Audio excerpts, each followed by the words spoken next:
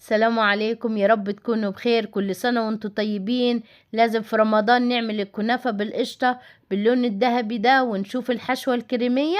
تعال ندخل الفيديو ونشوف هنعملها ازاي تطلع بالجمال ده. جبت نص كيلو كنافة وهفتفته قطع صغيرة، لا هو ناعم قوي ولا هو خشن، هيكون وسط بالكبة او بتحط تعمليه بايديكي. هحط 3-4 معالق سكر عليها، سكر بودرة. لو حابة تحطي معلقتين بس حطي، حابة انا حطيت 4 معالق. وحطيت كوباية سمنة بلدي سيحتها وحطيتها عليها وقلبتها مع بعض. هنعمل القشطة. جبت 5 كوبايات لبن وحطيت عليهم 8 معالق نشا من غير سكر، وهنقلبها. دي قشطة الحلواني بتكون بالطريقة دي. وهحط عليها علبة قشطة، اي نوع علبة قشطة انتي تحبيه، اي نوع هينفع، او لو حتى بوش اللبن برضو هتنفع. جبت صينية ودهنتها وهفتفتها كده، بتكون الطبقة رقيقة.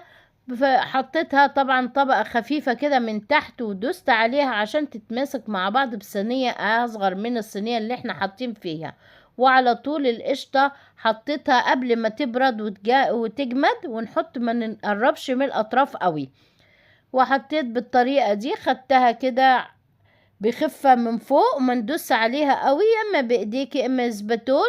دوس عليها بسباتول كده بالراحة، ما ندوس عشان القشطة ما تطلعش على الحروف وتمسك في الصينية. دخلتها في فرن ساخن على درجة حرارة 180 لغاية ما احمرت وخدت اللون الجميل ده. وكنت مجهزة السيرب اللي هو سيرب تقيل، كوبايتين سكر على كوباية مية وعصرة نص ليمونة.